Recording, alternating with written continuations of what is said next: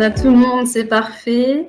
On est une vingtaine, je crois que ça correspond à peu près au nombre d'inscrits que j'avais. On va pouvoir débuter cette table ronde qui, je le disais, va être consacrée aux mutations qui traversent les pratiques professionnelles de tous les accompagnants sociaux à cause du numérique, de l'arrivée du numérique. Alors, lors de cette table ronde, moi, j'aurai le plaisir d'animer aux côtés de Carole Vidal, qui est responsable du service solidarité au CCAS d'Orléans, de Loïc Gervais, qui est médiateur numérique, rédacteur depuis plus de 10 ans du blog médiateurnumérique.org et qui a exercé en tant que travailleur social et médiateur numérique dans de nombreux centres sociaux et espaces publics numériques un peu partout en France. Et Abdelak Ziani, qui est DRH des centres sociaux d'Orléans, des ASELCO, les 12 centres sociaux d'Orléans. Alors, cette table ronde, on l'a imaginée sur un format d'une heure à 1h15. On laissera peut-être le temps des questions à la fin. Après, n'hésitez pas à intervenir tout au long dans le chat et peut-être qu'on regroupera s'il y a de nombreuses questions pour les traiter plutôt en fin de session. Alors, on va faire peut-être, pour commencer, une petite introduction. On a fait le constat de façon un peu unanime déjà en plénière. Le numérique est vraiment entré partout aujourd'hui et notamment dans les métiers de l'action sociale. Au quotidien, Internet facilite énormément les choses, facilite des démarches, donne accès à des services nouveaux, innovants, améliore le quotidien des usagers et des professionnels, mais suscite aussi énormément de craintes et aussi beaucoup de défiance. Alors, je vais juste, je me viens de m'apercevoir que je n'ai pas partagé ma caméra, ça voilà. Et donc, le numérique, il pose aussi beaucoup de défis et met au défi les travailleurs sociaux pour réussir à maintenir, enrichir la relation avec les personnes accompagnées qui ont besoin d'avoir auprès d'elles des professionnels disponibles, compétents, à l'écoute. Alors là, l'idée vraiment de cette table ronde, c'est de voir un peu comment le numérique impacte au quotidien le travail social et comment faire en sorte que le numérique, qui est vu parfois comme une contrainte, peut devenir un levier pour les travailleurs sociaux, pour l'accompagnement social, essayer d'explorer quelles sont un petit peu les opportunités et les limites du numérique dans les pratiques professionnelles de l'action sociale. Donc voilà, c'est un peu ça notre angle d'attaque pour cette table ronde. Je laisse peut-être se présenter un rapide tour de table pour les différents intervenants. Si vous voulez bien prendre la parole, peut-être Loïc, on commence par le nom local. Oui, alors bonjour à tous. Je vous avoue, je suis pas très dépaysé pour Orléans puisque je suis chez moi. Mais comme quoi le numérique effectivement facilite quand même pas mal de choses. Donc comme vous l'avez dit, Muriel, effectivement, moi je suis médiateur numérique depuis 15 ans. Alors j'ai pas baroudé sur toute la France, mais bon, quand même un petit peu et effectivement. Et alors je ne sais pas si je dois rebondir sur votre propos liminaire tout de suite ou peut-être attendre le tour de table. Et effectivement, je m'occupe du blog médiateurnumérique.org que je vous invite évidemment à consulter.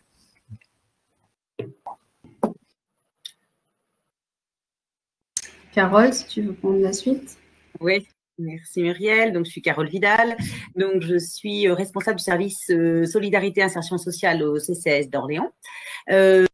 Donc moi je suis effectivement concernée par cette thématique, d'abord en tant que responsable d'une grosse équipe de travailleurs sociaux donc sur le front tous les jours, sur l'accompagnement social avec le numérique, on va en parler, et puis au titre aussi du projet d'inclusion numérique métropolitain que j'ai impulsé au sein d'Orléans Métropole il y a maintenant quasiment 2 ou 3 ans. Voilà. Et donc Muriel a pris la suite avec le réseau d'Orléans Métropole. Voilà. Abdelak. Et donc Abdelak Ziani, je suis responsable des ressources humaines au sein de l'association ASELCO, qui est gestionnaire de 12 centres sociaux implantés tous dans la ville d'Orléans.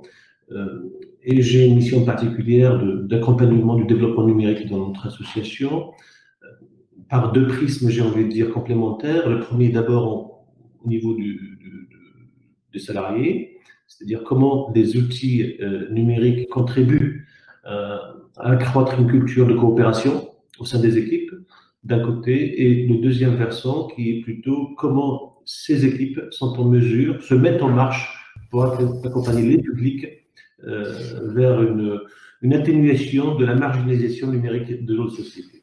Voilà. C'est deux aspects complémentaires, mais avec deux approches différentes. Super, merci déjà pour ce premier tour de table. Et je voulais vous partager, déjà en intro, un témoignage d'une travailleuse sociale qui est sur le terrain, Madame Catherine Leroy, qui est aussi parmi nous là dans la table ronde. Je vais vous partager le témoignage qu'elle a bien voulu nous tourner. Alors, hop.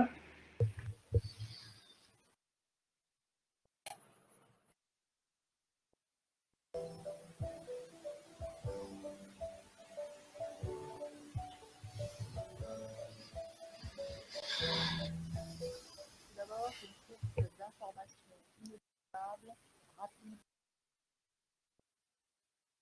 Deuxièmement, beaucoup de nouveaux dispositifs en ligne et aussi des nouvelles demandes de la part du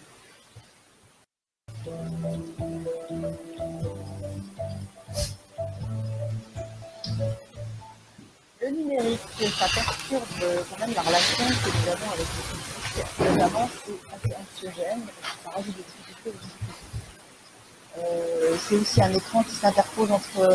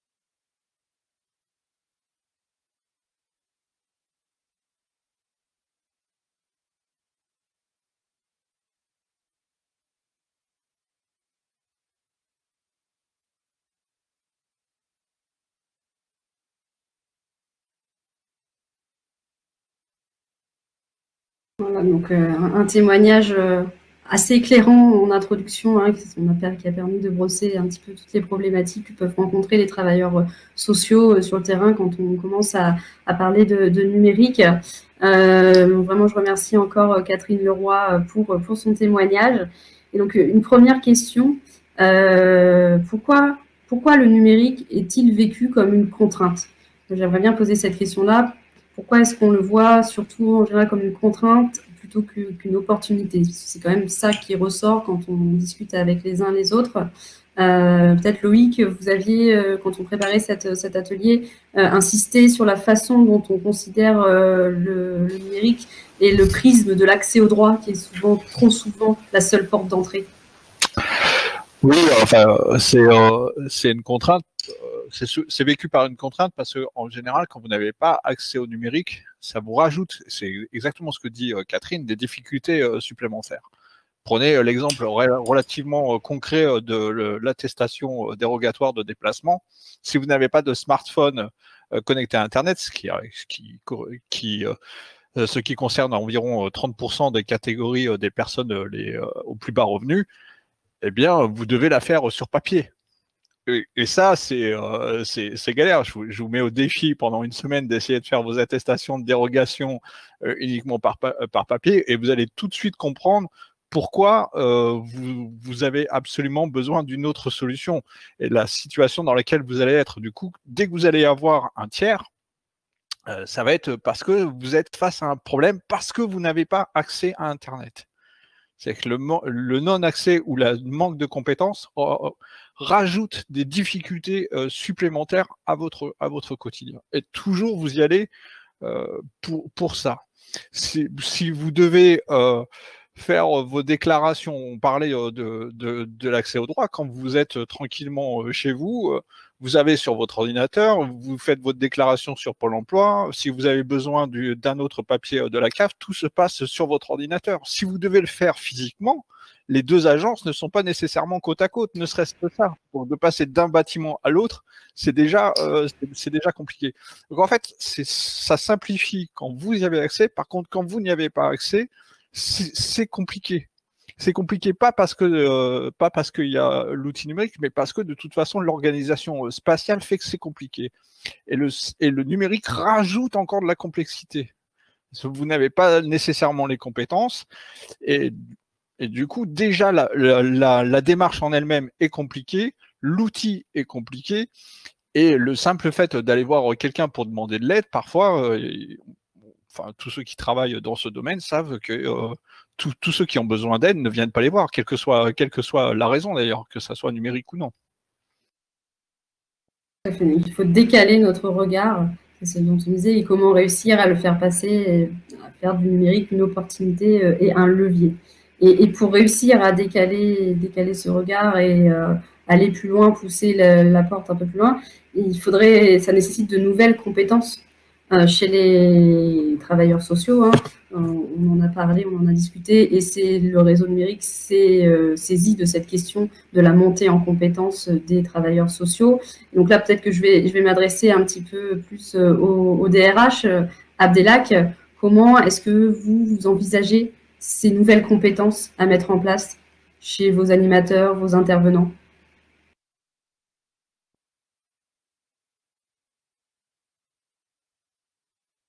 Il faut activer le micro. Voilà, c'est mieux comme ça, je crois. Merci, Muriel. Effectivement, une question cruciale, cette question de compétences. De notre côté, en tout cas, la ZECO, on fait le même constat que celui qu'on a bien vu dans le témoignage, c'est que le numérique vient d'abord bouleverser, vient interroger, vient questionner, il s'invite chez nous, qu'on le veuille ou pas. Les animateurs, de manière générale, ne font pas exception à cette invitation du numérique. On a été toujours dans une approche, je dirais, vis-à-vis de l'informatique comme un outil de travail, dans une recherche de compétences qui s'acquièrent par la formation. Les questions qui se posent aujourd'hui, me semble-t-il, sont d'un autre ordre. Il ne s'agit pas simplement d'une compétence en termes d'outillage, mais d'une culture nouvelle. Et la question de l'appréhension d'un changement culturel ne s'appréhende pas d'abord, à mon sens, par la formation. La formation serait un second point d'entrée, mais le premier, c'est d'abord une compréhension de l'environnement, de qu'est-ce qui se passe dans notre société avec ce véhicule nouveau qu'on n'avait pas habitude de voir dans notre paysage. Donc, c'est une question d'abord d'acclimatation avec des ingrédients qui sont là, qu'on ne veuille pas. Et la question inaugurale, c'est comment ensemble, dans une équipe projet, dans une entreprise, dans une organisation, en tout cas pour nous dans une association, arriver à avoir un regard croisé ensemble sur maintenant quelle acceptation faisons-nous de ces nouvelles technologies, j'ai envie de dire, dans notre environnement, quelle place nous leur faisons et comment pouvons-nous aller au-delà de la phase de d'inquiétude qui est légitime et qui se gère dans toute trajectoire de changement, j'ai envie de dire. Donc, il faut accepter qu'il y ait des réticences. Dans le témoignage, on a parlé de défiance à un moment donné. Pour d'abord s'apaiser, d'abord avoir un regard qui n'est pas un regard culpabilisant sur les uns ou sur les autres. Dans un secteur comme le nôtre, qui a toujours historiquement investi la question de son travail, ce qui fait le socle de son travail, par le biais de la relation. Seule la relation compte chez le travailleur social traditionnellement.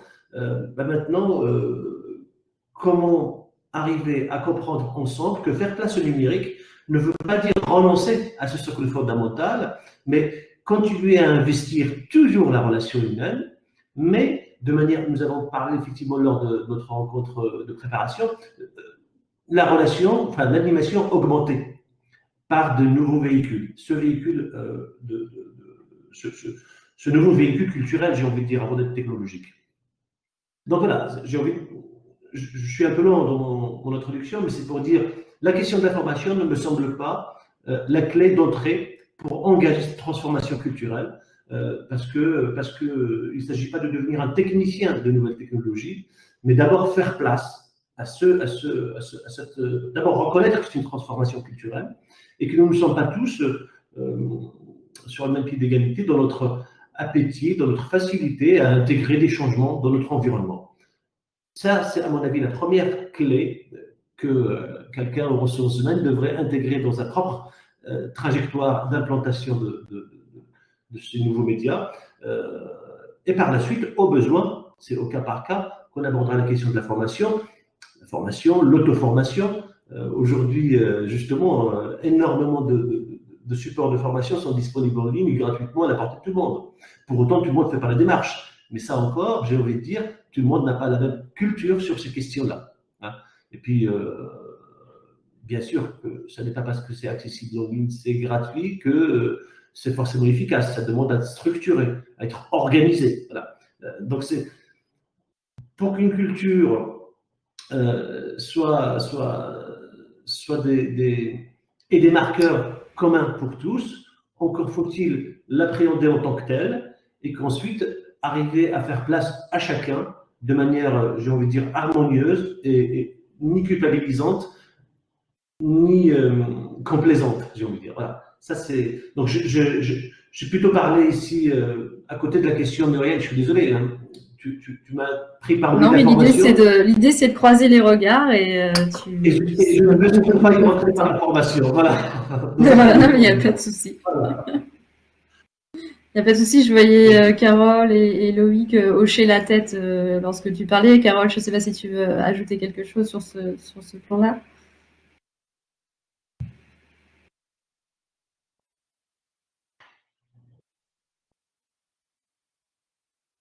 Ouais, on ne t'entend pas, Carole. Là. Le micro est revenu. Ah, ça y est. Oui. Effectivement, merci Muriel. Oui, je rebondis sur ce que vient de dire Abdelhak et puis aussi Catherine. Au départ, effectivement, le numérique est quand même un frein, dont notamment cet accompagnement social. Il faut bien voir que c'est quelqu'un qui vient en plus, comme l'a bien dit Catherine, c'est-à-dire que on accompagne sur des problématiques de logement, d'emploi, aussi différentes soient-elles, d'énergie. Et puis, vient s'ajouter quand même un nouvel accompagnement dans notre relation qui va amener une difficulté. Il faut quand même, au départ, bien admettre que ça a été une contrainte supplémentaire. Et j'allais dire, c'est pas mal de se dire que c'est une contrainte. Après, effectivement, elle s'est imposée à nous comme étant inéluctable. Comment on fait pour la surmonter, pour en faire un atout? C'est plutôt, voilà, c'était effectivement... moi, comme ça que je l'ai vu, en admettant au départ que c'est quelque chose de supplémentaire qui vient entre l'usager et nous dans l'accompagnement social. Moi, en tous les cas, pour mon équipe, c'est comme ça que je l'ai vu, c'est-à-dire qu'il y a quand même quelqu'un, une troisième à personne, mais en fait un outil supplémentaire effectivement à prendre en compte au milieu. Donc, comment va-t-on faire? Parce que du coup, il y a quand même un accompagnement numérique. Et est-ce que c'est du rôle du travailleur social pur, l'accompagnement numérique? Est-ce qu'on le délègue? Enfin, c'est tout ça aussi sur lequel on peut s'interroger. Est-ce que c'est un complément? Est-ce qu'on transforme totalement nos métiers? Ou est-ce que on met deux métiers peut-être côte à côte pour travailler d'une manière complémentaire? C'est tout ça. Parce que comment est la vraie... Il y a eu plusieurs inquiétudes qui étaient légitimes. C'est-à-dire d'abord, ce numérique, il s'impose à nous, il est inéluctable, il va falloir faire avec, mais il est déjà pas simple pour nous. C'est-à-dire que qui que ce soit d'entre nous, je me défie de refaire j'ai essayé de faire sur Internet, moi, des papiers pour l'acquisition d'une nouvelle voiture. C'était horrible, voilà. Donc, comment déjà chacun d'entre nous, on fait avec le numérique qui s'impose à nous et inéluctable. Et puis ensuite, il va falloir accompagner nos usagers, alors qu'on les accompagne déjà sur d'autres problématiques. Comment ça va prendre, comment faire, alors qu'on n'est déjà pas à l'aise, comment ça prend le pas sur les autres problématiques? Est-ce qu'on va pouvoir continuer à accompagner correctement sur le social, sur l'emploi? Voilà. Donc tout ça, c'est comment faire que ça devienne un atout, que ça devienne plus fluide pour nous, et ça va pas se faire du jour au lendemain. Je rejoins Abdelak sur le fait de dire la formation, en fait, c'est pas une fin en soi, en fait, c'est effectivement comment d'abord faire du gagnant-gagnant et montrer ce qu'on a à y gagner en ayant accès, en s'ouvrant au numérique.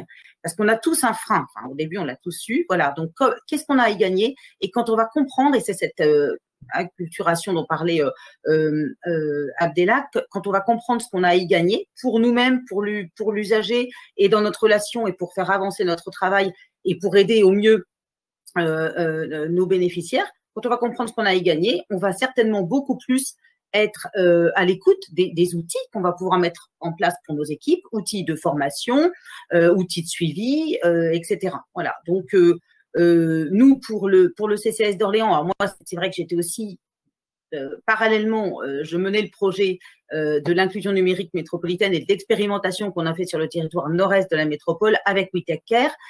Auparavant, on avait travaillé avec Action sur des formations préalables avec différents acteurs pour montrer que malheureusement, le numérique était inéluctable et comment il arrivait parmi nous et comment, dans très peu d'années, c'était le zéro papier et le 100% numérique. Donc voilà.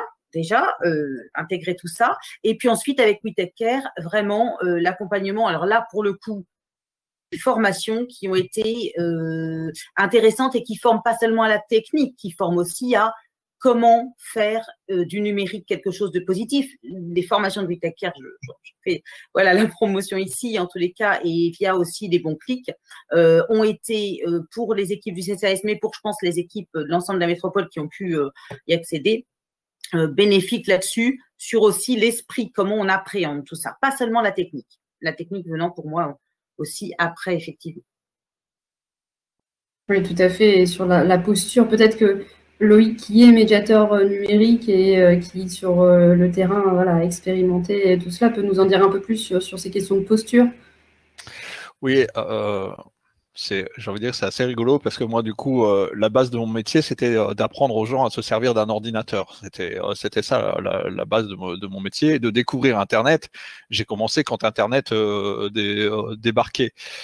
Et donc, je me suis posé exactement la même question que vous, mais à l'envers, puisque moi, mon job, c'était d'apprendre l'informatique, et jusqu'au jour où Pôle emploi a dématérialisé toutes ces offres d'emploi qui ne sont plus allées sur papier, qui se sont retrouvées sur Internet.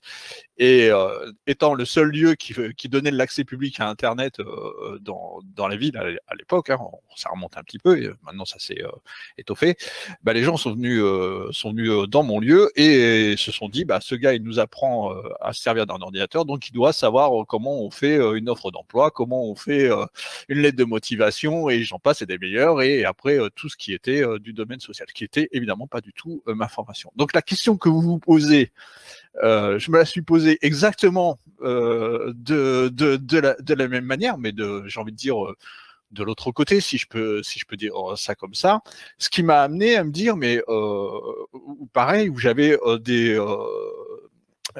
des usagers qui étaient suivis par des travailleurs sociaux qui me les envoyaient et je leur disais mais moi c'est pas mon travail, je sais pas du tout comment accompagner ces gens dans leur parcours de vie parce que ce n'est pas du tout mon travail. Je sais comment envoyer une pièce jointe par email parce que ça c'est de la technique pure et dure et j'ai envie de dire qu'à mon niveau ce n'est pas très compliqué, mais faire un courrier pour demander je sais pas un report de créance de la Banque de France, c'est pas du tout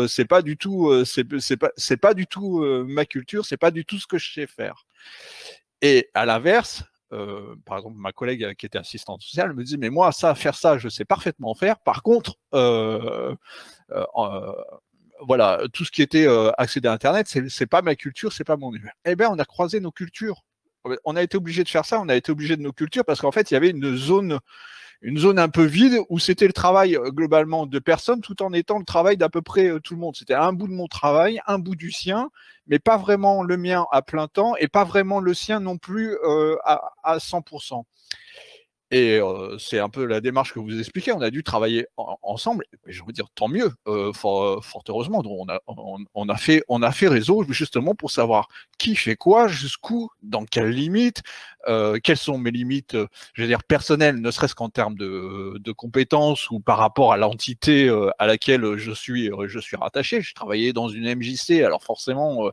Quand on m'envoyait des personnes, je leur disais mais ouais, enfin moi je suis dans une MJC, vous êtes sympa, c'est pas vraiment le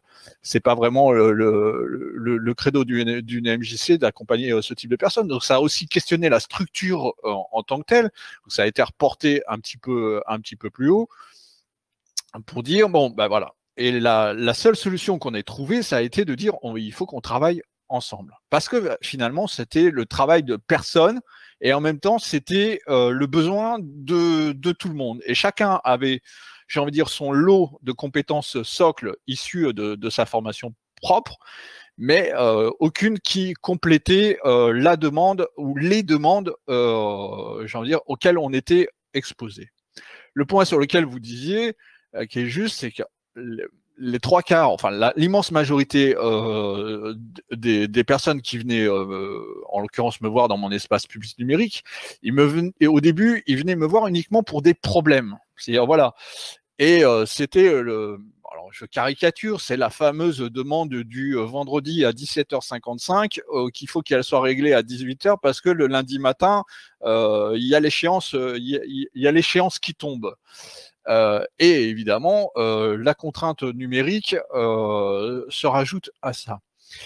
Et le danger, finalement, c'est de s'arrêter à ça. C'est-à-dire qu'aujourd'hui, si je regarde ce qui se passe, si je traite ce flux que je qualifierais de demande urgente, mais j'en ai pour je sais pas, mais des années à traiter ce flux de demandes urgentes de ce qu'on appelle communément le numérique du quotidien. Appellation contre laquelle je me bataille un petit peu parce que c'est pas que ça. Enfin, on a l'air de se dire que la mission du travailleur social, c'est de faire des papiers. Bah, c'est pas que ça. Enfin, si vous travaillez auprès d'une famille, vous allez vouloir savoir comment comment ça se passe à l'école, comment si l'enfant s'intègre bien avec les autres. Et toutes ces questions-là, elles s'intègrent aussi dans la dimension du numérique, l'accès à la culture, l'accès à l'émancipation, l'accès à l'éducation, l'accès au bien-être. Toutes ces questions peuvent être abordées par le numérique. Et si vous n'avez pas accès à l'outil, vous n'avez pas accès non plus à ces services. Et là aussi, ça nous pose des questions. Il y a un mois avait lieu la nuit des musées entièrement sur Internet. Bah, c'est la nuit des musées pour tout le monde, sauf pour 20% de la population. Donc, voilà, c'est aussi des questions qui doivent nous interpeller. J'ai envie de dire, en tant que responsable d'équipement culturel, par exemple, aussi en tant que travailleur social, quand on se dit, bah, tiens, comment je fais, parce que c'est aussi dans nos missions, pour amener mes publics, pour découvrir de nouveaux produits culturels, par exemple. Ah, c'est pas que je fais des papiers, enfin ou alors j'ai rien compris au travail social, mais tous mes collègues que j'ai rencontrés, enfin ne font pas que ça de leur journée, fort heureusement, parce que sinon ça serait un peu triste, j'ai envie de dire, comme vision du travail social.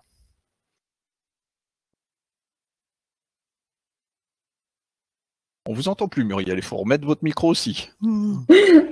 Et à force de faire des aléas, on oublie. Et oui, il y a des réactions dans le chat. Atis Osaka, qui est responsable d'un CCAS de Boigny, qui insiste en effet sur cette nécessité de travail en réseau, de connaissance des lieux d'accueil et pour mieux orienter. Et effectivement, c'est ce qu'on s'emploie à faire au sein du réseau d'inclusion numérique de la métropole d'Orléans. J'en profite pour rappeler qu'on a une cartographie en ligne sur le site Les Bons Clics, où on invite vraiment chaque structure à noter le plus précisément possible ce qu'elle propose en termes d'accompagnement au niveau du numérique, mais pas que. Hein. Et donc l'idée vraiment, c'est de faire en sorte que cette carte soit la base de notre maillage territorial. Donc vraiment, j'en profite encore une fois pour inciter chacun à la remplir et à la consulter. Parce qu'en effet, on parle de travailleur social avec une casquette numérique, mais on est bien, on l'a compris, dans la complémentarité, comme vous le disiez Loïc, la complémentarité des compétences, et c'est ça qui est intéressant. Je me permets parce que c'est un travail, excusez-moi, hein, c'est un travail qu'on fait habituellement dans une structure. Si on a besoin d'un coach sportif, si on a besoin de quelqu'un qui va nous donner, je sais pas moi, des compétences de théâtre ou que sais-je, ce travail on le fait. On est capable d'aller chercher. On se dit pas, tiens, moi je suis éducateur spécialisé, tout d'un coup il faut que je devienne entraîneur sportif ou coach théâtral. Il y a encore quelque chose qui coince au niveau de cette même démarche pour les questions numériques. Et pourtant, c'est exactement, j'ai envie de dire, la même problématique quelque part. Oui. Muriel, est-ce que je peux compléter? Oui, tout à fait. Je veux bien rebondir, Loïc, sur cette complémentarité. C'est vraiment important, effectivement.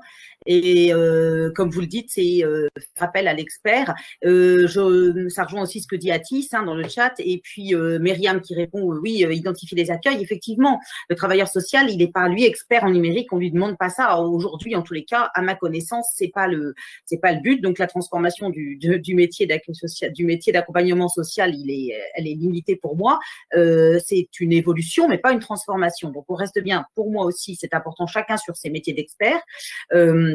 Et en tous les cas, donc d'une part, effectivement, comme dit Atis, le travailleur social n'est pas obligé de savoir tout faire, mais doit en fait connaître et pour orienter au mieux, effectivement, Muriel le rappelait, le réseau d'inclusion numérique métropolitain, il est fait pour identifier d'abord tous les acteurs, les mailler et faire en sorte qu'on sache orienter vers quel accueil, quel est l'accueil qui va pouvoir faire d'accompagnement, quelle est l'association qui va pouvoir former pour rendre autonome.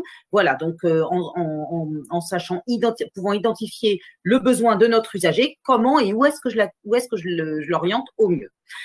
Après, pour parler de la complémentarité, Loïc, moi je rebondis parce que c'est vraiment ce qu'on a mis en place, nous, dans notre équipe au sein du service social du CCAS d'Orléans, pour le moment, 2 des agences à l'Argonne et à la Source, avec Mohamed Benamar, je le vois dans le public, de l'association Action. Nous avons mis en place une vraie complémentarité des métiers, puisqu'il y a des médias à temps plein sur l'agence de la Source et à temps incomplet donc une demi-journée par jour sur l'agence de l'Argonne, donc sur les 2 territoires, qui sont vraiment là pour un travail complémentaire entre le travail de travailleur social et le médiateur numérique. Et nos agents des 2 équipes se connaissent, partagent des moments de régulation entre équipes aussi, et puis donc envoie. Alors un médiateur numérique va pouvoir aussi à un moment donné soulever une question sociale et il aura donc besoin des agents d'accueil sociaux ou des travailleurs sociaux et vice versa. Donc là il y a un vrai travail très riche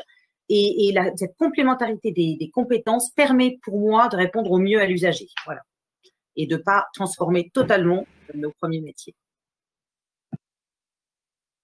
Oui, c'est ce qu'on se disait, c'est que le travail social, il est bousculé par la pratique numérique, mais il n'est pas forcément transformé fondamentalement, et que la relation d'écoute, de compréhension, etc., elle doit rester la même.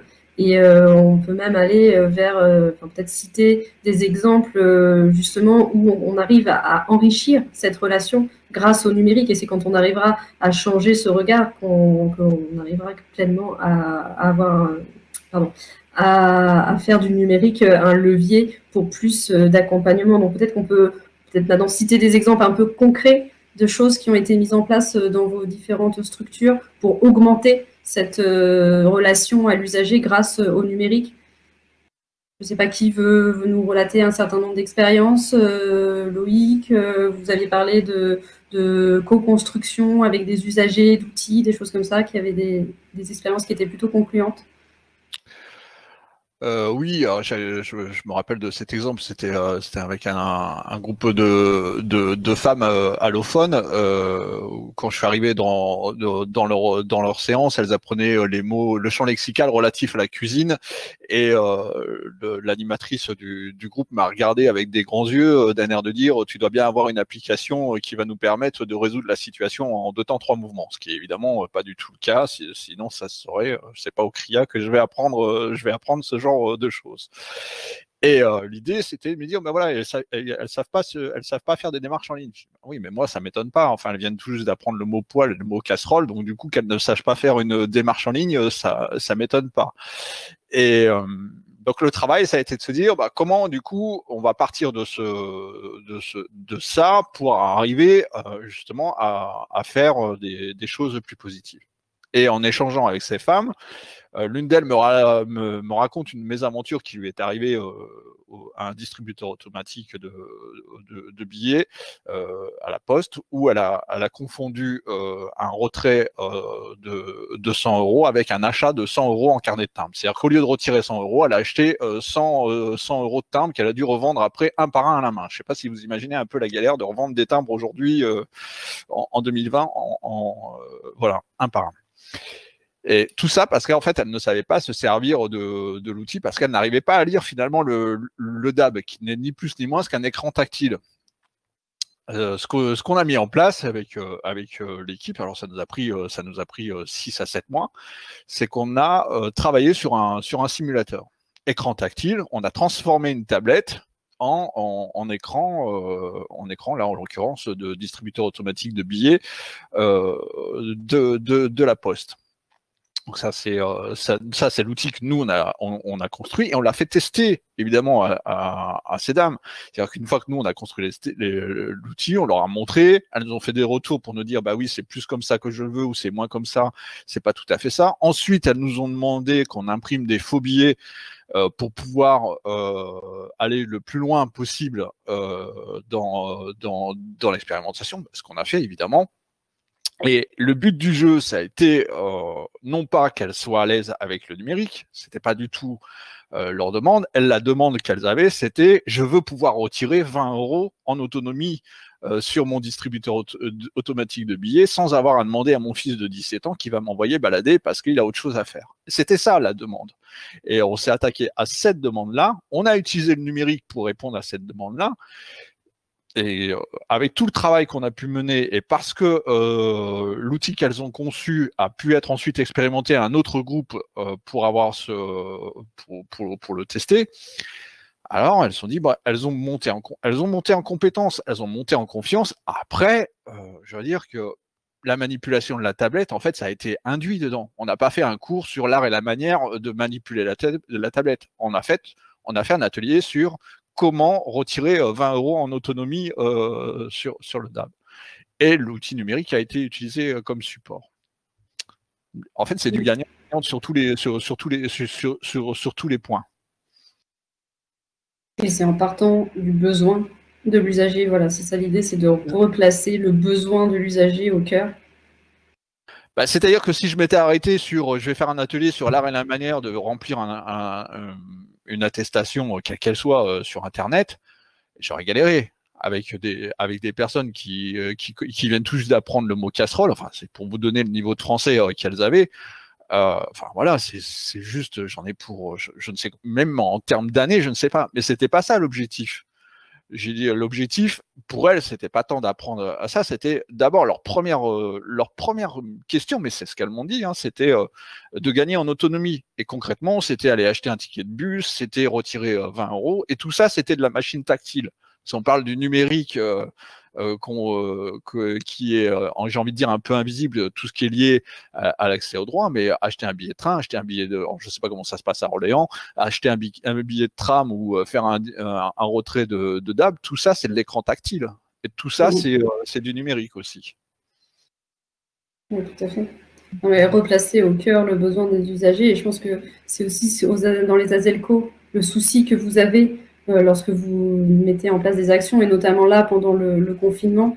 Adélac, si tu veux dire deux mots de toutes les actions que vous avez pu mettre en place.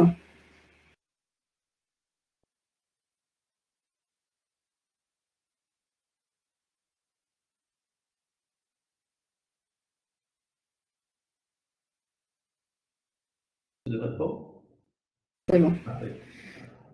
Effectivement, ce contexte de confinement est j'allais dire, une expérience de laboratoire, en dehors du contexte, bien sûr, du Covid, qui est, sur le plan sanitaire, une catastrophe. Mais je veux dire, sur le sujet qui me préoccupe aujourd'hui, c'est vraiment un laboratoire d'expérimentation qui nous met, nous, à l'épreuve, qui nous invite aussi à nous interroger sur où est-ce que nous en sommes dans ces pratiques-là. Et dans quelle mesure on est en capacité de rester en contact avec nos usagers, avec nos adhérents. C'est vraiment une question fondamentale, mais qui, pour prendre deux exemples, en tout cas pour la ZELCO, qui sont le confinement 1 et le confinement 2. Et avec quelques mois d'espace, la structure de la ZELCO a réagi complètement différemment entre les deux tours, j'ai envie de dire. Le premier confinement, dans sa soudaineté, j'allais dire, nous a conduit à prendre des décisions d'arrêt de l'activité. Il y avait d'abord une réglementation administrative qui nous contraignait à fermer nos établissements au public, et nous n'étions pas forcément en posture, prêts culturellement, à envisager notre relation à l'habitant par d'autres biais, entre autres le numérique.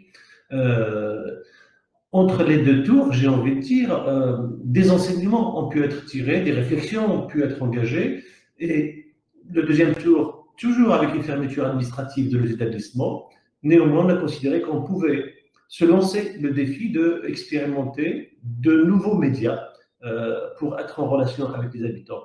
Et j'ai envie de dire, alors on est toujours en confinement, mais on est en train, au terme du premier mois déjà, de tirer les premiers enseignements. On est un peu étonné par nous-mêmes, par notre capacité, mais cette capacité-là, sans ce contexte de challenge et de défi collectif, peut-être que nous ne l'aurions pas pu mesurer. Et on est en train de la mesurer au jour le jour, parce que je ne peux pas citer toutes les expériences, tellement il y en a, mais de toutes sortes.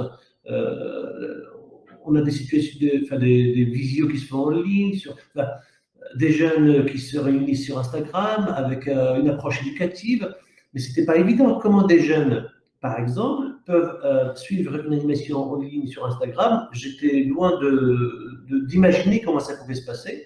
J'ai participé personnellement vendredi dernier à une soirée animée par des animateurs, une vingtaine de jeunes. J'ai découvert quelque chose. Et en réalité, l'animateur continue à faire son travail d'animateur. Il ne fait pas autre chose. Simplement, il utilise un véhicule sans lequel il n'aurait pas pu offrir cette activité. Et c'est en cela que c'est extraordinaire. C'est-à-dire que ça ne nous demande pas de modifier notre métier, de modifier pourquoi on s'est engagé dans cette voie d'animation sociale. Ça nous demande d'intégrer des supports nouveaux qui vont nous rendre ce qui était jusqu'alors infaisable, faisable.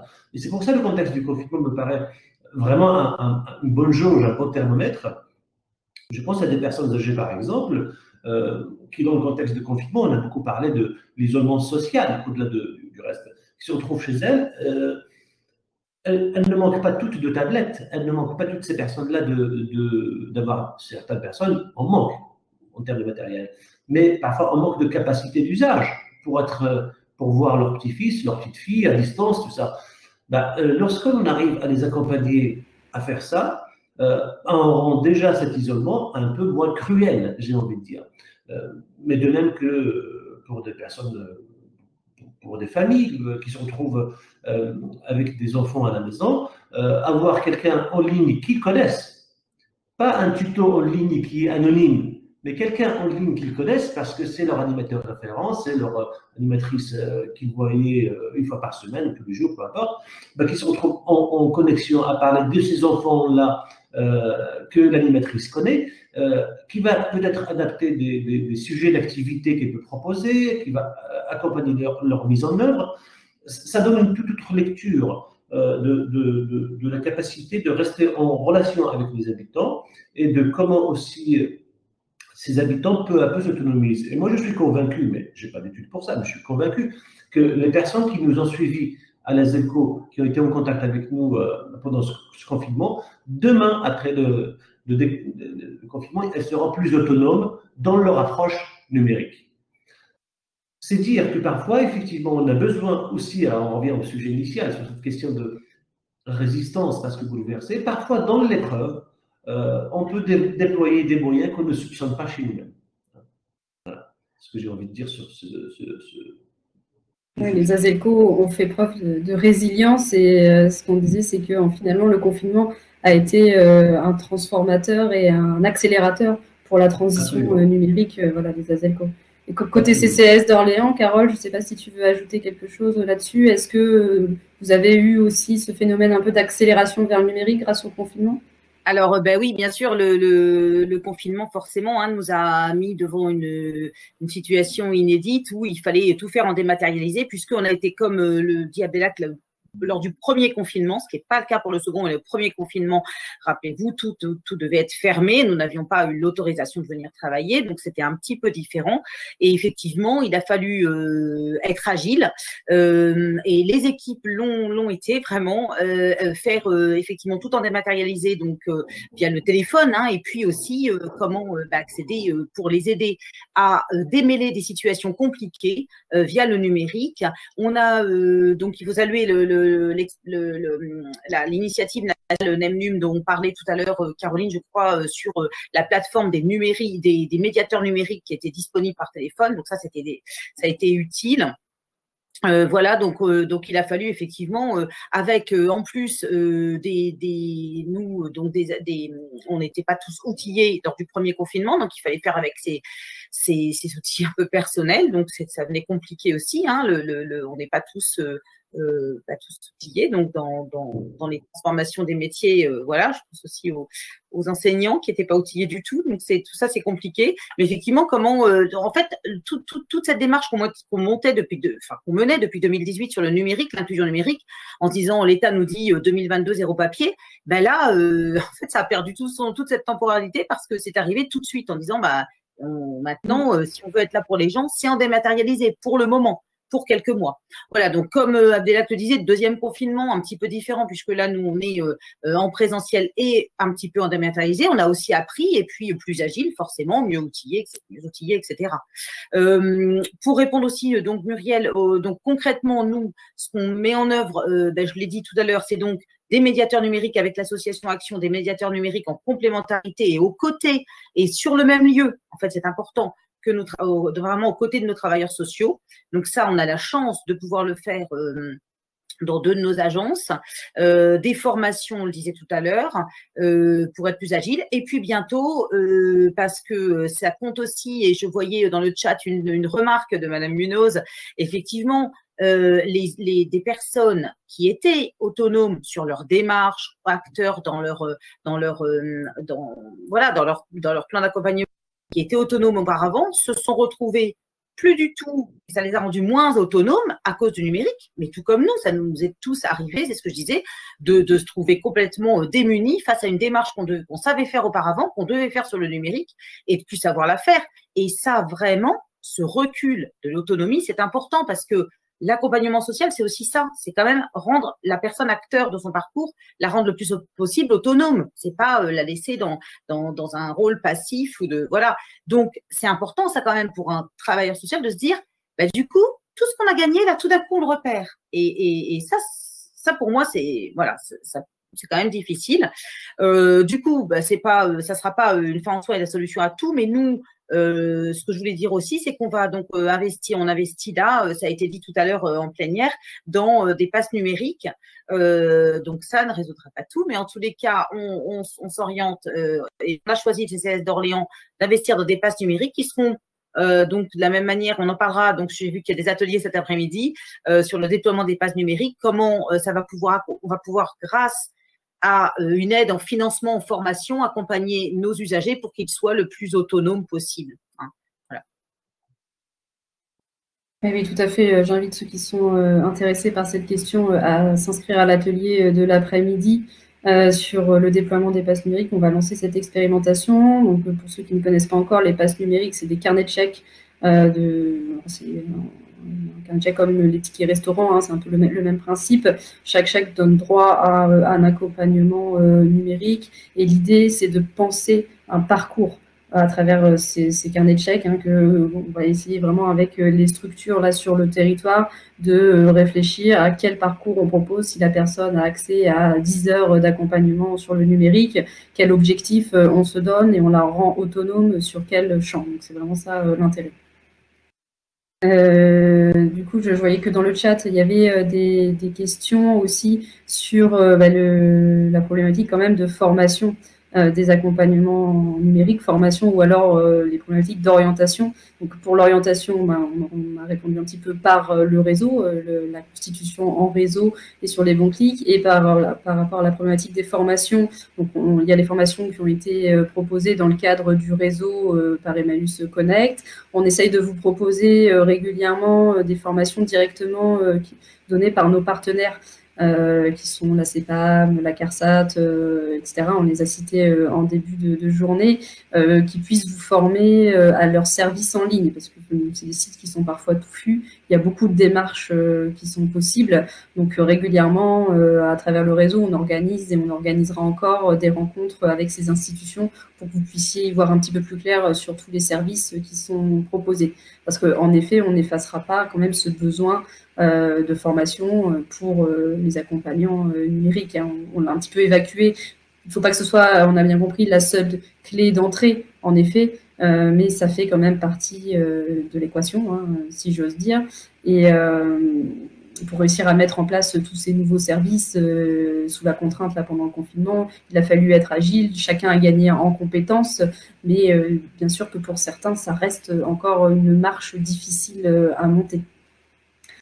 Alors, je ne sais pas si Loïc, sur cette question de la formation, ou Carole, si tu veux non, je voulais juste compléter, juste par rapport au chat, Muriel, je voyais quelqu'un qui disait accompagner autrement. C'est intéressant parce qu'il y a eu des expérimentations avec le numérique de certains CCAS ou certains travailleurs sociaux aussi, mais je pense à l'expérience de Besançon, je crois, où ils ont complètement revu leur accueil et au lieu de mettre donc l'usager, le bénéficiaire en face du travailleur social ou de l'agent d'accueil social, ça a été, les bureaux ont totalement été revus pour être à côté. Et en fait, l'écran étant devant l'usager et l'accompagnant social, et c'est être à côté au lieu d'être l'un en face de l'autre. Donc oui, ça peut aussi quand même, effectivement, accompagner autrement, ça peut avoir son sens aussi par des fois des aménagements de locaux grâce au numérique.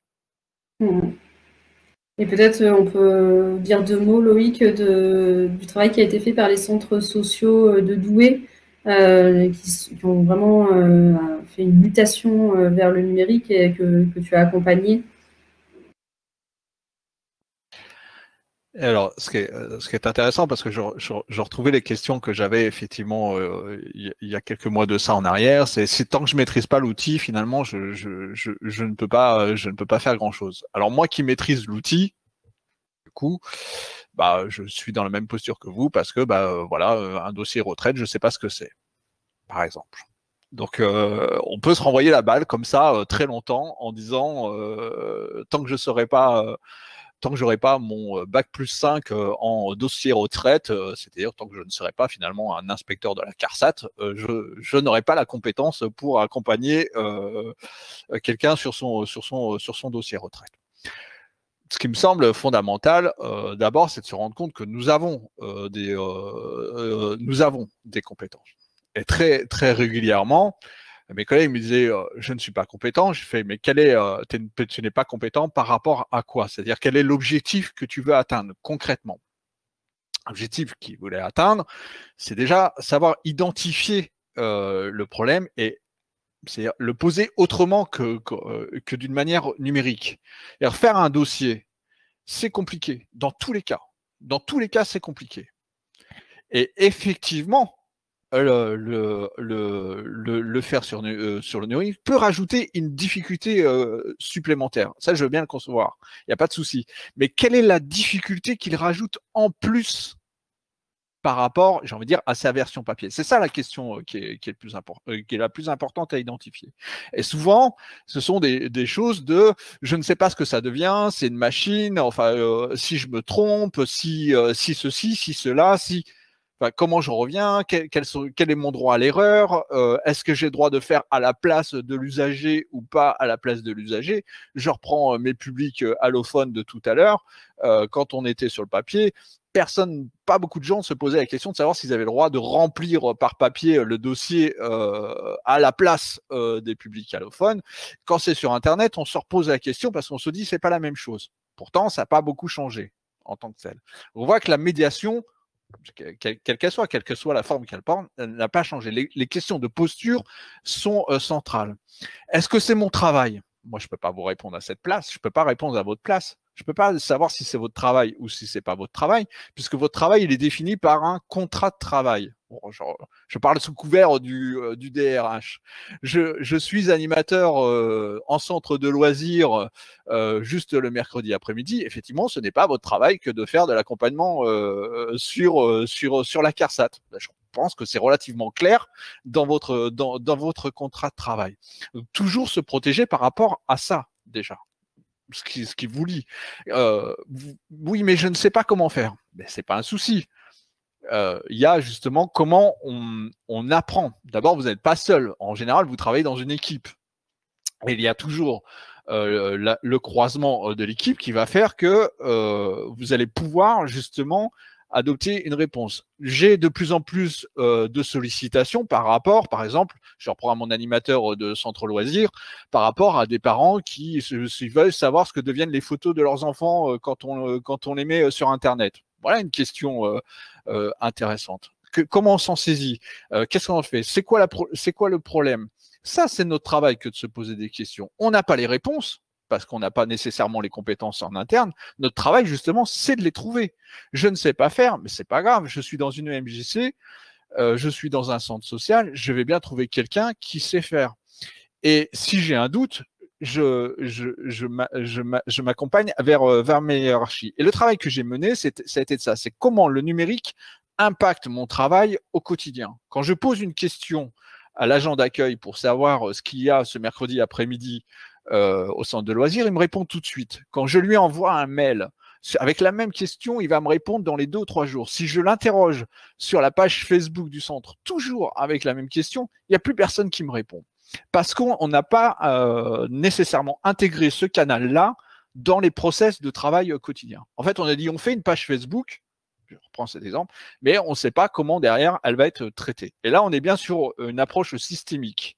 Ce n'est pas nécessairement la compétence de répondre à la question, puisque tout le monde a la question, mais il y a aussi oui, mais si je réponds, ça engage la responsabilité du directeur de la structure. Typiquement, si je reprends ça, est-ce que c'est mon rôle que finalement de répondre? Quand c'est une question relativement aussi simple que de savoir ce qu'il y a ce mercredi après-midi, ça va encore, c'est pas très compliqué. Oui, mais si ça dérape, qu'est-ce qu'on fait?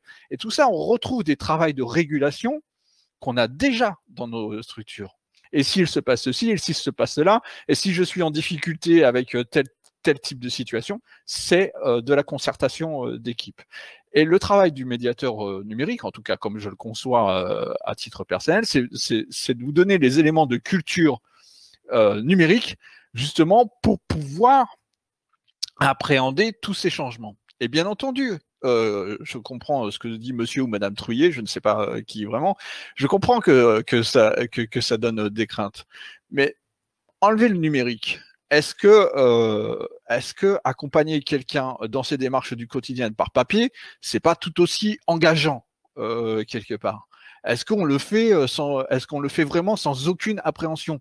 Est-ce que le fait d'accueillir une dizaine d'enfants quand je suis en centre de loisirs, il n'y a pas une espèce de responsabilité de se dire, ben voilà, j'ai juste un BAFA, j'ai 18 ans et je vais devoir encadrer une dizaine de gamins. Ben, bien sûr qu'il y a toujours une certaine part d'appréhension. Et c'est pour ça que l'environnement est important. Et si vous n'intégrez pas la dimension numérique sur l'ensemble de l'équipe, et pour voir comment ça impacte, mais tous ces petits aspects du quotidien, alors vous aurez des salariés flippés, je vais le dire ça comme ça, et du coup, qui vont eux-mêmes transmettre leur stress à leur public, qui, rappelons-le, parfois sont en difficulté, et le stress des uns va nourrir le stress des autres, et c'est la boucle sans fin. Et le médiateur numérique, il vient là, j'ai envie de dire, un peu pour déstresser tout ça. Et que vous n'ayez pas encore tout intégré, ben, c'est normal, moi non plus. Hein, si ça peut vous rassurer, ça fait juste 15 ans que je travaille dessus, et je pense que j'en ai encore pour 30 ans à essayer de tout intégrer, et je pense que je n'y arriverai jamais, d'ailleurs, au passage. Je réponds aussi aux questions du chat, hein, je suis désolé. Oui, bah, c'est très bien. Et parce que ce qu'on se disait aussi, c'est de réussir à montrer la plus-value du numérique pour le travailleur social. Insister là-dessus, voilà, et de réussir et donc, concrètement, comment est-ce que vous avez réussi, du coup, dans les centres sociaux à montrer cette plus-value? Alors, j'ai repris la méthode que j'ai prise pour les publics allophones, parce que pour moi, c'est un public comme un autre, il n'y a pas de souci. C'est quelle est votre difficulté première? Je suis allé voir mes collègues, je suis allé comme ça, enfin, je la connaissais un peu, mais... Et la première chose qu'ils m'ont dit, mais on n'a pas le temps. Ils sont tous à nous demander des rapports en veux-tu et en voilà, des bilans quantitatifs, le département, la CAF, la mairie, l'agglo, enfin, et tous un bilan différent, tant qu'à faire. J'ai dit, ok. Donc moi, le premier écueil que j'avais, c'était même pas je sais pas faire, c'est de toute façon, même si je sais faire, j'ai pas le temps de faire. Donc le travail que j'ai mené, ça a été de travailler sur proposer des outils numériques pour améliorer la gestion du temps. Donc pour ça, j'ai mesuré quel était le temps théorique qu'ils utilisaient, qu'ils passaient sur ce que j'appelle de l'administratif. Et là, on avait 20%. 20%, c'est quand même une journée par semaine, hein, quand même, à faire ça. J'ai dit, ok, d'accord. Je vous propose de vous former à des outils numériques pour diminuer de moitié ce temps. C'est-à-dire qu'au lieu de passer une journée par semaine à faire de l'administratif, vous allez passer une demi-journée par semaine à faire de l'administratif. Et la demi-journée, entre guillemets, qui est libérée, vous en faites ce que vous voulez, façon de parler. En gros, là, ce qu'eux demandaient, c'était de pouvoir récupérer ce qu'ils appellent, entre guillemets, leur vrai travail, c'est-à-dire être en lien. C'est ce que je dis, mais attendez, si vous faites pas de compte rendu, si vous n'argumentez pas par des données ce que vous faites, moi, globalement, qui suis une entité neutre, je veux dire, bah, vous faites rien de vos journées, ça sert à rien que je vous finance. Donc, il y a eu aussi ce petit travail un petit peu provocateur qui consiste à dire, bah voilà, on va le faire parce que justement, ça va nourrir le sens de ce que vous faites. Donc, ce n'est pas du temps perdu, c'est du temps investi pour rappeler l'importance de ce que vous faites. C'est ce qu'on a fait sur la plateforme Solidarité numérique dont vous parliez tout à l'heure. C'est dit, voilà, on a passé du temps, mais qu'est-ce qu'on a fait concrètement? Combien d'appels? Quelles sont les histoires? Quelles sont les compétences qu'on a débloquées? Et tout ça, c'est du reporting et qu'on peut automatiser par quelques petites tâches numériques. Et là, effectivement, pour le coup, on rentre dans de l'informatique. C'est-à-dire j'ai mis en place des outils au profit de l'équipe. Et une fois que ces outils étaient en place, on est passé de ouais, j'ai pas le temps, tu commences à m'intéresser. Puis mais c'est génial ton truc. Ça prend du temps, hein, évidemment. C'est ce que disait, alors je me rappelle plus du prénom de l'intervenante qu'on a vu en vidéo, mais ça prend du temps. Ça se fait pas. Il n'y a pas de miracle. C'est pas je clique et tout de suite c'est réglé. Et j'avais aussi des collègues qui ne savaient pas manipuler la souris. J'en avais qui étaient réfractaires, mais vraiment réfractaires à l'informatique. Il n'y a pas de souci. Et voilà. Donc c'est presque du coaching à ce niveau-là. Je me demandais si j'étais entre guillemets, si je venais faire de l'accompagnement à la transition, au changement en tant que tel, ou si je venais apporter une compétence numérique. Et très honnêtement, 80% de mon travail, c'était plus de l'accompagnement à la transition, c'est-à-dire de l'accompagnement au changement. en tant que tel. Il y a Marion Durand qui commente, ça résonne beaucoup avec les discussions actuelles à l'ASELCO. Abdelak, si tu veux compléter là-dessus.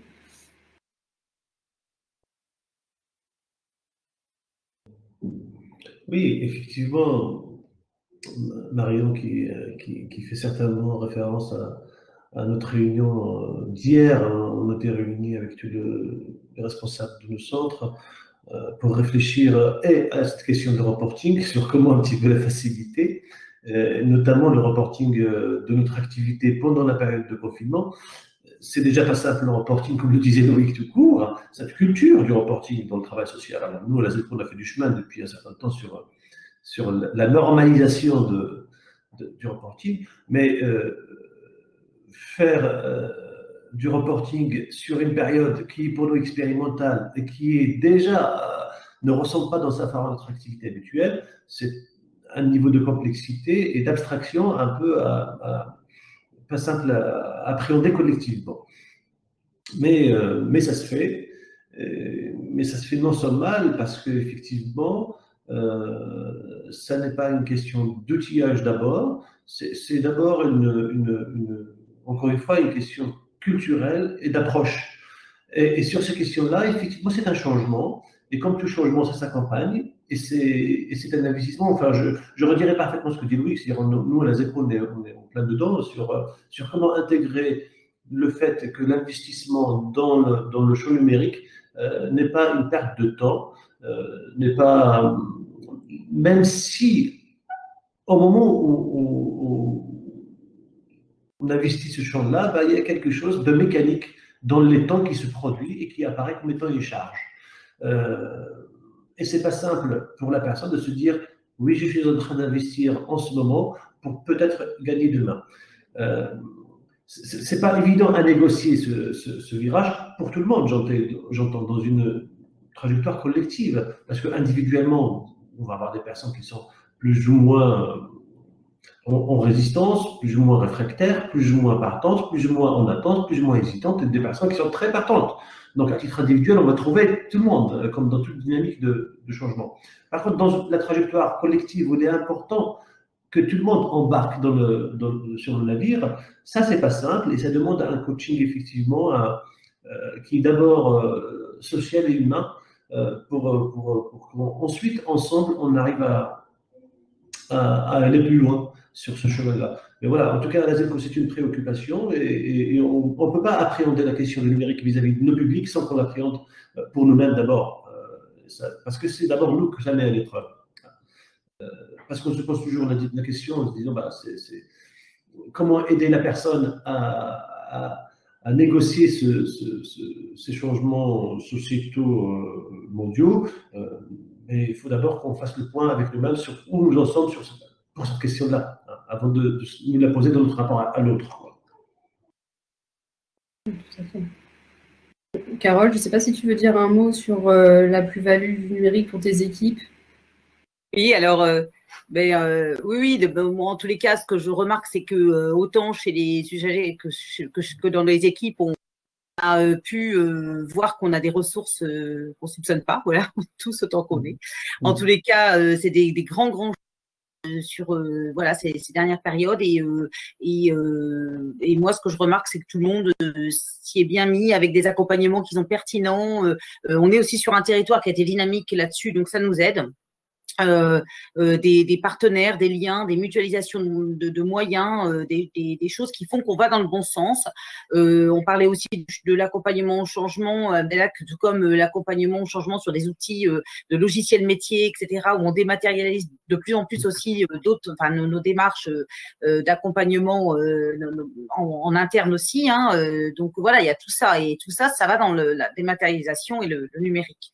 Après, je lisais dans le chat effectivement ce qui est important et nous, je pense qu'il faut vraiment qu'on puisse le maintenir. C'est-à-dire que là, le tout numérique, en période de confinement, on a été obligé surtout sur la première période à s'y soumettre et c'était vraiment une vraie contrainte. On voit que ça veut dire qu'il y a des manques quand même. Il y a des gens qu'on ne peut pas réussir à récupérer avec le tout numérique.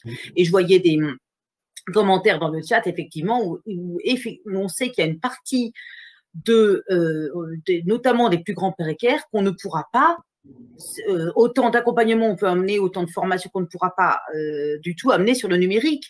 Et là, la présence physique, le maintien de notre accueil en présentiel, c'est absolument, enfin, tout substituer, c'est pas possible. Et puis c'est on déshumanise complètement. Donc, effectivement, voilà, c'est pas souhaitable. Donc, vraiment garder en tête que on fait ce qu'on peut, il faut accompagner nos publics et les rendre autonomes. Et notre rôle, c'est évidemment de pas nous-mêmes être réfractaires si on veut les aider, mais à un moment donné aussi être conscient que certains, il faut être pour eux, garder le papier, garder voilà. Et puis, bah, tant pis pour certains, du coup, on peut-être faire notre deuil de les rendre autonomes, on fera à la place. C'est pas forcément, évidemment, on veut rendre autonomes au mieux possible, mais pour certaines personnes, il faut se résoudre à faire à la place parce qu'on est là quand même pour aider. Voilà. On est bien d'accord que l'outil numérique doit rester à sa place, on va dire, n'être qu'un outil au service de ce qu'on veut en faire et garder le lien, ça paraît en effet indispensable. Alors, on arrive là au terme un petit peu de l'heure de débat qu'on s'était donnée. Déjà parmi les intervenants, est-ce que vous voulez dire un mot de conclusion, rajouter quelque chose?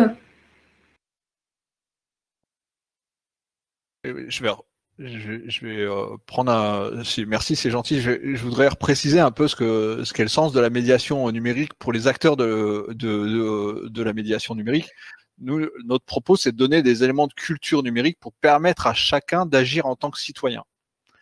Quand je vous dis ça, parce que vous avez posé des questions de fond qui sont fondamentales. Est-ce qu'il faut continuer d'accompagner les personnes physiquement? Quel est le numérique que nous voulons? Est-ce qu'on veut une société inclusive? Et ça veut dire des sites internet accessibles pour les personnes non-voyantes, par exemple, hein, très concrètement. Tout ça, c'est des questions que nous portons d'une manière globale. Si je vous dis ça, c'est parce que ici on prend le prisme de l'accès au droit, c'est la pointe immergée de l'iceberg. Tout ce que vous avez dit par rapport au public les plus en difficulté, évidemment, c'est une question qui nous est particulièrement chère parce que la question intrinsèque qu'on se pose, c'est comment on fait en sorte que ces personnes fassent toujours partie de notre société en tant que telle, qui, elle, est numérique. C'est parce que notre société est numérique que notre cœur de métier, c'est de se dire comment on fait en sorte que les personnes les plus éloignées de cet outil soient encore dans notre société, comment on fait pour ne pas en exclure encore plus. En fait, c'est vraiment ça, les deux questions fondamentales en tout cas de mon approche. Je vais parler juste en mon nom, comme ça au moins je mouille personne dans cette histoire. Et tout ça, on le décline sur le terrain, c'est-à-dire qu'à chaque fois qu'on va mettre du numérique quelque part, et on en met partout, hein, on en met partout, la question qu'on se pose, nous, c'est comment les personnes qui sont les plus éloignées de cet outil ont encore accès aux services qu'on met en place. J'avais publié un article récemment sur le prêt-livre qui était conditionné à une inscription sur un site internet. Ben voilà, on parle vraiment à des choses très, très concrètes. Eh bien, voilà, tous ceux qui n'avaient pas accès à Internet ne pouvaient pas emprunter un livre à la bibliothèque. Est-ce que c'est ça ce qu'on veut comme projet de société pour le numérique? Ma réponse, elle est plutôt non, hein, je vous le dis tout de suite. Et donc, j'interviens à la fois en amont, quand on conçoit l'outil en tant que tel, et en aval pour permettre à ceux qui sont très éloignés d'avoir accès à ce service, qu'il soit en tant que tel. C'est-à-dire comment le numérique peut permettre à des publics éloignés de la lecture, là si je reprends cet exemple-là, d'avoir accès à ce service. Et oui, il y aura toujours des publics qui en seront toujours éloignés, et c'est pour ça qu'on a des bibliothèques qui tournent dans les maisons de quartier pour apprendre à lire. Voilà. Merci beaucoup. Un mot de conclusion encore Oui, juste un petit mot. Oui, Eric. Je vois aussi ce qui se dit dans le chat, et je crois que, en tout cas, pour ce qui nous concerne les intervenants, nous avons tous été d'accord dès le départ sur le fait qu'on ne mettait pas en concurrence le présentiel, le travail physique des personnels avec l'introduction des outils numériques. Je crois que ça, c'est une question sociétale, j'ai envie de dire. On n'est pas dans cette approche-là de se dire on croit au numérique à la place de la relation humaine. Je crois que personne ne l'a dit ici. Par contre, ce que l'on dit de manière assez assumée, c'est que le numérique offre des opportunités nouvelles, mais pas à la place. Offre de nouveaux horizons, des horizons de reconnecter certains ou bien d'atténuer leur marginalisation sociale, mais pour aussi des publics qui ne sont pas en difficulté sociale traditionnelle telle qu'on l'entend. Nous avons aussi des publics qui sont déconnectés ou qui ne restent pas connectés suffisamment à l'allure de la marche des nouvelles technologies. Donc, appréhender ces questions-là, ça ne veut pas dire faire des choix entre ne plus avoir de relations humaines et faire davantage place numérique. Je crois que c'est important qu'on soit au clair là-dessus. C'est qu'est-ce qu'on peut faire en plus et pas à la place. C'est un bon résumé. Un bon résumé de cette table ronde, et en effet, ça doit rester un outil facilitateur, il ne faut pas le prendre pour plus que ça, et ça permet des opportunités. Il faut le démystifier pour vraiment réussir à en faire une vraie opportunité. Alors je ne sais pas s'il y a des gens qui voudraient intervenir encore dans le chat, ou même prendre la parole, hein, on peut se permettre, on n'est pas trop nombreux. Si c'est bon pour tout le monde, moi je vais tous vous remercier déjà tous les trois pour vos interventions vraiment très pertinentes, et tous les participants à cette table ronde. Je remercie aussi Catherine Leroy pour son témoignage également, et je vous rappelle qu'on va reprendre les ateliers après la pause déjeuner à partir de 14h30, 14h45. 14h30, on ouvre les salles, on laisse le temps à tout le monde de nous rejoindre, et on commencera les ateliers à partir de 14h45. Si vous avez besoin qu'on vous redonne les liens, etc., n'hésitez pas à nous contacter. Nous, on reste connectés justement durant la pause déjeuner pour répondre à tous les soucis que vous pourriez rencontrer. Merci beaucoup à tous. Merci à tous. Merci. Merci. Merci. Et bon appétit. Voilà.